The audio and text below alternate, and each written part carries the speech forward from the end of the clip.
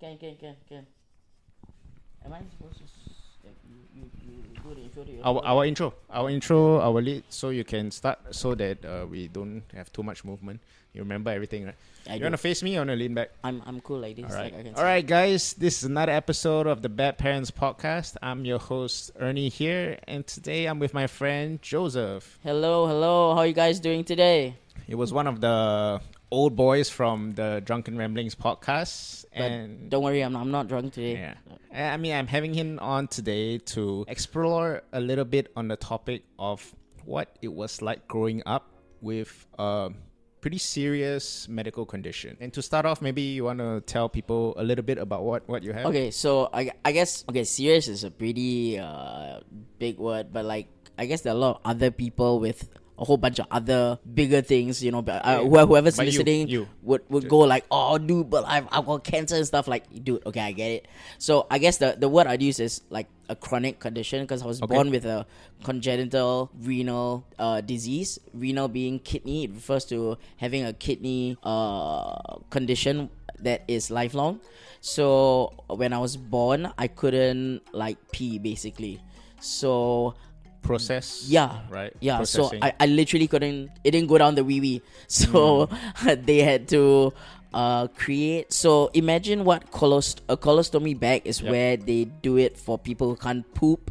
So imagine that, but for pee. Okay. So I had that on like either sides of my body since I was like a week old, like a baby, like literally. The moment you can start thinking back, like at your youngest age, right? Okay. So what was it like, young baby Joseph? Thinking like, why the hell I have all these things on me? Brilliant question. So I guess I only know about the 1 week thing because mom told me about it, right? But in terms of like what you just asked, like looking down at my body and going, oh, okay, I am not like my brothers, or I'm not like the 6-year-old or 7-year-old like primary school kid next to me. But here's the thing: ever since I could have the inception of knowing about this what I had, my mom was the person to make sure I didn't feel that I was different from everyone else. Okay. Even though it was obvious to myself. Okay, so here's the thing. Unapologetically, this is how it was. My mom raised us by the rod, okay?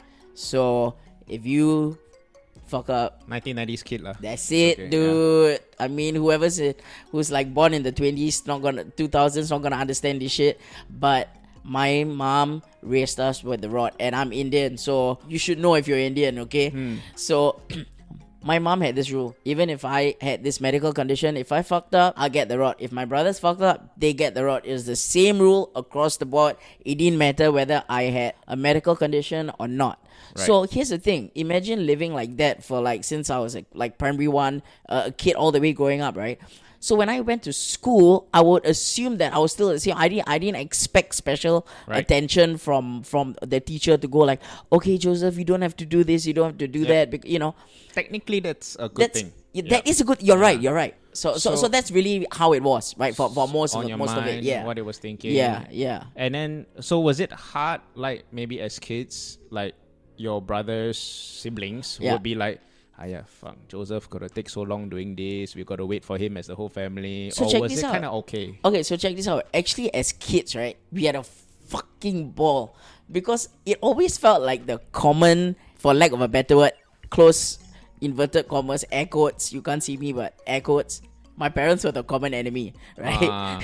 Because my dad was the 8 to 5 guy, so you rarely saw him. You'd see him like at home in the night, bring back his briefcase, go in the room, that's it, right? My mom was the stay home mom, right? And then when she would like maybe in the afternoons go out and we come back home from morning school, we'd do stupid shit because my mom is like super strict. So we'd like play soccer in the house, break the freaking fan, and then try to put all kana. Then WWF fucking like throwing each other off and 3 boys in one house. Yeah. You can imagine the shit that went down, right? Okay, I guess the youth, everyone just didn't see you that way. No, yes. You're just the other kid, right? So here's the thing. When I got older, my condition started to deteriorate. Get worse. Yes. But I didn't look it. I was still living my life as how life would take me. Like, okay, can you give some context on what was? So my kidneys over the years just started coming closer to failing. Right. So when I was 9, my right kidney failed. So then I had one left. And then that lasted me till I was 16. Then when I was 16, it failed. So I had to do dialysis. But not the one where you see on the NKF TV shows where they do it like using a machine through blood. Right? This is another one called peritoneal dialysis, where basically, okay, I'm going to make this super simple, okay? It's basically via reverse osmosis. Okay? So it's a machine, you can do it at home. Yep. There's no needle involved. There's like a tube sticking out of your tummy. You plug it into a machine and then it runs for like 8 to 10 hours. Now here's the thing. When you set up the machine, you have to off the fan, you have to off the aircon, okay? And I come from a middle income family, so I didn't live in a big ass house, right? So 3 boys sleep in one room. We had a double decker and then a roll out bed below, right? Now, because of my machine thingy, Right. I had to switch beds with my brother, and we were all just 1 year apart. So imagine I'm 16, my brother is 17, 18. When you're that age, right, how accommodative are you to your especially sibling? especially as a guy. Especially as a Everyone's a bit of an asshole. yeah. Yeah. And this is not saying it in like, hey, you chibai. No, it's like, dude, we play soccer every day downstairs. Like, why suddenly like your life like so fucked up now? Yeah. And here's the thing, what made it harder for them is when I was 16, after finishing my N-levels, I didn't continue school. So I went straight and I started working. And my first job was a 5 p.m. to 5 a.m. job, a 12-hour shift. So to them, it's like, why is this guy's life like so messed up at home, but then he can go and work a 12-hour shift, and then after finishing shift, he can come back home, and then on days where he's off, he can go and party. Yep. Like, and then I see him in the club. So True lah. So in a way, it doesn't look like you faking it. I mean, they never said it. Yeah, but you can get that perspective also. Yeah. And I can feel it because when I go home, you can see they're like, hey, this guy burdens. Yeah. They never say it. Yeah. But I'm telling you, like in my heart, this how I felt. You felt lah. Yeah. You know. And were your parents there to like see it and be like, dude, hey, don't like that No. Here's the thing. If I'm being fair to everyone involved, I never shared what I was feeling because I also packed my life with a lot of fucking activities outside of this. So I didn't. So my what I was dealing with at home would only come down to the home, hours that you were home. do my treatment and then fuck off. So technically, like, would it be fair to say you were somewhat avoiding that whole potential conversation? For sure. Because fast forward, I think I only lasted 6 months. We tried doing the treatment in my parents' place. Okay, my uncle even fabricated a stainless steel trolley, right? Right. And we attached the machine to a cordless wire so that from my room I could move around the whole house. I could go to the living room. I could push the trolley to the dining table to have dinner. But here's the thing: can you imagine? There's 5 people in my house, and then there's this one guy pushing a big ass trolley, moving all around, right? Yep. And it started to. I could see it was chipping off at my brothers and stuff like that, right? And but mind your parents were understanding lah. Well, my parents were very accommodative. Yeah. In fact, my mom is a pragmatist. For her, it's not so much sayang. It's more like, okay, got problem. How can we solve it? Yep. Right. Get it. Yeah. So and that's why the trolley and all made sense. But let me just not get into the details. But the bigger picture was this: I started to see that my brothers, who one was in poly, the other one I guess was going into army or whatever it was. They were at different stage. They were moving into the I just want to party. Yep. I want to fuck around. You know, they're teenagers, bro. Yeah. You know, and everyone is smoking, like stuck in the drinking. same room. Yeah. So like, imagine you want to fucking get late and shit. Then your brother got one fucking machine out there, like, bro, fails here. True. I mean, I'm just saying it it's as a it is, buzzkill, yeah. Like, I'm not gonna lie, okay? Yeah. The goodness of nature and the universe or whatever you want to call it. My uncle came along and he spoke to my dad and said, I'm a bachelor. I live in a 5-room flat. No one here. Why don't you just crash with me? Let Joseph come and stay at me, and then we'll see how it works out. And fast forward, I was 16. I'm 34 now. I've been there and I never looked back. But at that moment when you were 16, were you like heartbroken that it needed to happen? You know, if I'm being really, really honest, it felt like a relief. It felt like you could also say, yeah, Joseph, yeah, you're running away. You didn't stick through it and find a way to like live through that situation. Sure, maybe that's one perspective. Now, the flip side to this is that my relationship with my brothers also was not as strong Got as... this distant, right? Yes, this is distance. Naturally, it would. Naturally. Especially at that age, then careers come in. Correct. Relationships come in. Correct. Then you only see each other holidays. Yeah, no, Yeah. And exactly. And then I would maybe like bump into my second brother at clubs and stuff, right? Right. And but it was just what it was, And so when I was But it's a very Western family kind of thing, right? it's very so here's Yeah. the thing, like people don't understand this, right? Like, so I'm Indian, right? But my brothers and I, we grew up in a Christian brother school, right? Because we're Catholic, so my mom wanted us to go to like a Christian whatever, and we learned Tamil, okay, but we never spoke Tamil at home. So my second language is like damn rabak. Yep. Okay, like I can speak all these like little like words like Malay here, Mandarin there, broken Tamil down here there somewhere, but I can never speak my own second language fluently. Like I try having a conversation with my little Indian barber, right? The guy is so patient with me, Yeah, but he knows he that won't I'm bother. yeah. He'll just go like, hey, never mind lah. You just speak in the English. It's okay. So there seem to be like, I mean, throughout your life, there's always been a lot of moving parts, lah. A lot of things, right? Because I think you really articulated that so well, man. I've known you for a few years, and like even traveling is hard, right? Because you got to think about where to do your dialysis, the cost. Every 3-4 days, you must get it done. Every other day. So yes, 3 days in a week. Yeah. If not, you will bloat, right? So I guess to simplify it, if you don't do dialysis, two things happen: accumulate toxins because your kidney, every human, their kidneys extricate the toxins from your body. Number two, the bloatedness that you're referring to is because you would drink water, and because you are not peeing, the water just goes in between your blood vessels, and then you become bloated, like you say. Yeah.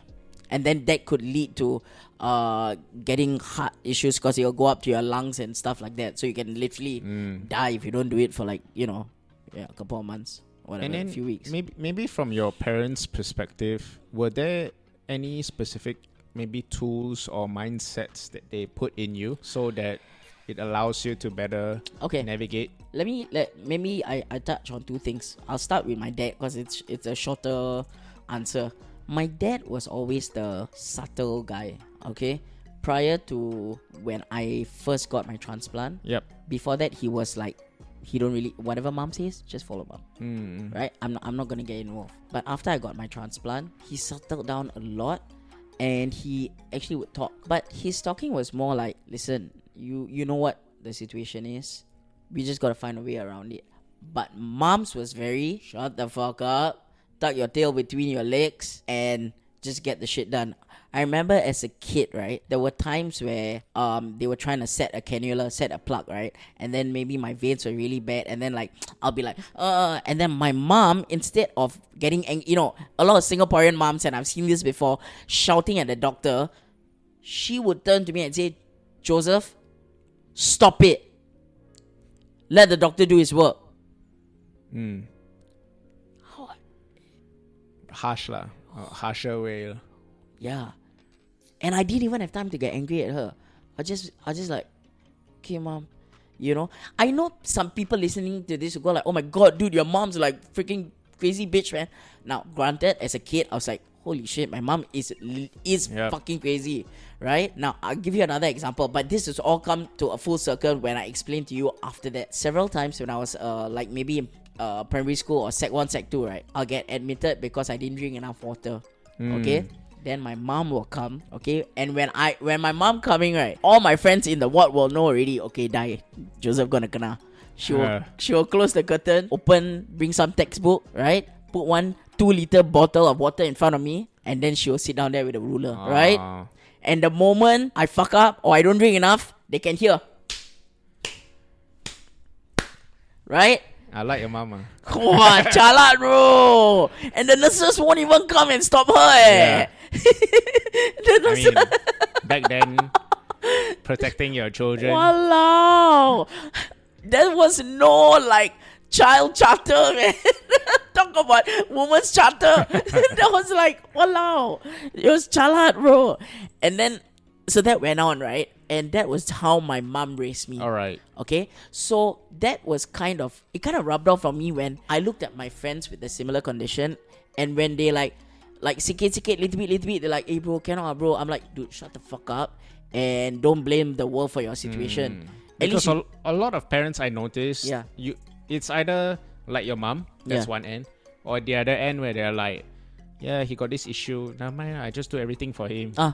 Then they just get weaker lah, Yeah. in a way, right? Yes, mentally and physically. Yeah. And I'm not saying this like in some magic superficial way. When mentally, right, you are convinced that, oh shit man, because of my condition I can't do this or I can't do that, it translates into you making decisions that stop you from achieving stuff, right? It's something I noticed lah. It actually happens. You know personally from your experiences with me that I've done a lot of stuff and I failed and I've succeeded, but at least I know I've tried in a lot of areas to know that I can actually say that I've gone there and I've tried. You know what I mean? Yeah. For sure. So yeah, I mean, to bring it back to mom, right? So that's how I was raised. But now, on hindsight, right, I'm 34 now. Of course, the relationship with mom has changed. I went overseas to work for a little bit with you. I came back. Everyone has become a little bit more mellow. You know, people always say everyone gets that way with age. Yeah. Yes, and then you start valuing things and realizing that time isn't on your hands as much as we'd like to think. And so with my mom, it's a lot better now. Before I won't even, bro. We never even hear the "love you, mom," "love you, dad." I cannot even remember.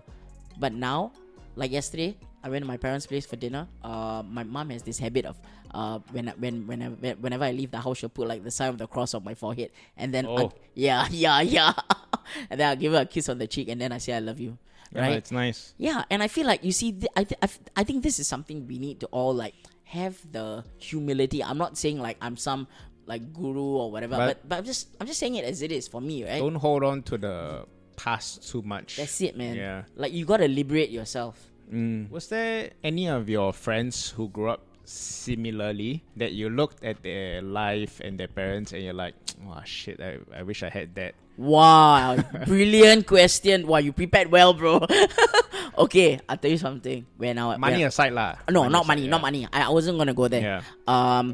When I used to get admitted, right, or even just appointments, mom will come because I'm underage. I was in the pediatric ward. My mom will come, drop me off, sign for the admission, and then she'll go back home. Okay? When I get discharged, she won't even have time, and she wasn't working. She was a stay-home mom. But okay, granted, maybe she got other things. I don't know what. I will get discharged on my own, and then my dad after work on whatever day he's free will come. No, he won't even. I'll go home myself. Then he will sign the discharge form just so that the paperwork looks all legit. But I will go back home myself. Oh. Exactly. I'll pick up the medicine myself. Yeah. So I used to look at my friends. That's the reason why I'm telling you all this. Not because I'm some freaking Hercules or a superhero. But keep in mind, I was in secondary school. Yeah. And I used to look at my friends and think, you motherfuckers. You are lazy fucking cunts. We're in the same fucking boat. Why is it that it looks like I'm living just the same as like my friends outside there without medical conditions, and I'm not getting any of this fucking pie that y'all are eating, We need to get the parents together and shame my parents. Yeah, exactly. Fucking hell. No, but my parents will go, you want to see the end of this rod? It's shut the fuck up. But like, I think my mom looked at it as this. She said, Joseph, don't ever think that anyone will ever look out for you. Not your brothers, not anyone else. Because when Dad and I are gone, when Pop and I are gone, it's just you and the world. You gotta be able to fucking handle yourself. Yeah. Right? And she didn't say this to separate my brothers and I, but just for me to understand, like in my head, like, listen, you gotta know how to stand on your own 2 feet and make this shit work. Absolutely. Yeah. Which is something to be really honest, I didn't see a lot of instilled in my friends with my medical, at that point lah, at least, right? As kids, right? Maybe, and like you said, maybe the parents were coming from I need to protect my kids, Different lah. Yeah. Or maybe you just don't know. You don't know what they told them also. But I'm saying in terms of Yeah. what I saw, What you saw from lah. their behavior, from my friends' behavior, you see, because they will go like, yeah, my mom will come fetch me lah, don't worry. Is there maybe a right or better way to raise somebody with a chronic illness? I will never back down from this. Every single child in this world needs love. Okay? And I'm not being all mushy about this. This is what my principle is. This is what I believe in. When a child has got a chronic medical condition, it's for life, which means that when you hit the grave 6 feet under, if we go by the chances of you dying before your child, wouldn't you want to feel that you did enough, that your child can handle this life, him or herself? And so it would need a little bit of suck it up and roll with the punches. Tough love. Yes. But real world. Yes. But with the you use the right word, with the understanding that I'm not fucking you up because you are a burden to me. I need you to know that if I don't show you what the world's about to do, it's gonna give you 10 times worse than I. Yep. You know that line from Rocky. The world will hit you and keep hitting you till your knees hit the ground, but you gotta keep taking the hits. So I'm like, pretty sure that's not it. no, it's not something like that lah. You got to keep taking whatever, man. But I just love that. It's about how many times you get up. Yeah. It's not about how much you can get hit. It's how much you can take and keep moving forward. That's how winning is done. Closer. Yeah. So like I think that's so true, because every time I felt as a kid, right, I never understood it. It just I'll be straight, okay. I used to think, why would you have a kid? Why do you didn't have kids for 5 years, right? And then you prayed and prayed and prayed and prayed, and then you got 3 kids, one after the other. Now the third one didn't come out the way you maybe would have wanted. I'm not denying that they love me, but as a child, being hit literally every day, mind you, I will be fair to say that I wasn't like a freaking saint. I was mischievous as hell. I was super hyperactive. Okay, I got like freaking like. I think you have other conditions. Yeah. Well, that I won't deny. My parents were just too cheap to go and get me diagnosed for ADHD, but I probably got ADHD. But like the thing that I never understood was, why hit a child that much? So to go back to your answer, right? How would I raise a child? To be very honest, I cannot bring myself to hitting a child. I say that now, then maybe people say, yeah, wait lah, your own child, like see whether you everyone hit. tends to say that, right? But I think I've got very like I don't know if phobia is the word, but it's like I remember coming very close to when 2 times in my life my mom hit me to the brink of like I was like out of body, and then I just looked up at her, and then I remember there was once, I'll give you the short version of the story. At the end of the hitting, I looked up to her, I gave her this like Joker grin and went like, why you stop? Beat me some more lah. Keep going. No, I said, I was primary school, bro. No, I think... Dude, if my kid did that, I will get freaked out. No. But to be fair to you, I've done something similar also. No! To my own mom, yeah. What happened? Because we reach a point where we're like, I'm kind of used to this pain already. Yeah! So like, come on. Yeah, right. I think that's why, right? Yeah. Where as adults, right? Then it doesn't impact anymore. Yeah. Then it's the moment they realize like, oh, it's not gonna work anymore, then they stop lah. But yeah. I in my mom's case, she didn't continue her ride, but I think she didn't know what to do already. Yeah. She was like, that's usually when they start to like, oh, my kid actually grow up. Yeah. I need to put some distance or whatever. Correct. Yeah. Correct. It's a learning and realization for parents as well, I guess. Yeah. You know, and always when you read books and see things online, they always say like people who get hit, you know, they always remember how it felt and stuff. And I don't think I'll ever forget it. Most of the honest. time, they wouldn't do that to their own children lah. Most of the time, right? Unless it's really like the jialat one lah, you know, go hospital all the time for the bruises and stuff. But like, our kind of like mischievous hitting is Okay, Yeah. for the record, I've got hit where I got bled before, okay? And my dad was the one who like come to the rescue, right? Like when I mean come to the rescue, he was like told my mom, okay, go in the room, and then he like kind of like patched up my head. But you know what's the best part? I didn't even cry, not because I fucking hero. I didn't even know what happened. So my mom took a bag and smashed it on my head. Is it Indian thing? It's a fucking Indian Because thing. I swear to God, I it's a remember fucking I Indian had thing. like an Indian teacher, right? And this is she not was the only by one the way, that dared to slap me out. Sorry, right, you know? yes. Oh my dude. Okay, I'm not saying yes to agree, just to Yeah. be agreeable. And first of all, I want to make this fucking clear. Don't edit this out. It is not being racist. It is how we are raised. Indian people, we don't waste time. It's like black people in America. We're not gonna fucking waste time having a conversation about why you fucked up. We'll fucking slap you first, Yeah. and then we'll talk about Always, why you always. fucked up. Don't say black. Everyone that is a bit brown, Yeah. I have seen the way their sons flinch the moment the mom's head go Yeah, up. yeah. So my primary school Tamil teacher had a big ass wedding ring on her hand. Aiyo. When she used to slap us, she will turn the part where got the stone underneath the finger and Aiyo. bam, Yeah. whack our back. You can hear until 3 classrooms away, sia. Rabba. Yeah. And you know what? Back then, the mother won't come to the No, to no, the no. to the school and It say, doesn't hey, why matter, you man. hit my kid? No. The teacher will say, hey, you want me to hit 3 times harder next time or not? Is this violence why, like, you know, I mean, when I look at all the woke community, it's a lot of brown people.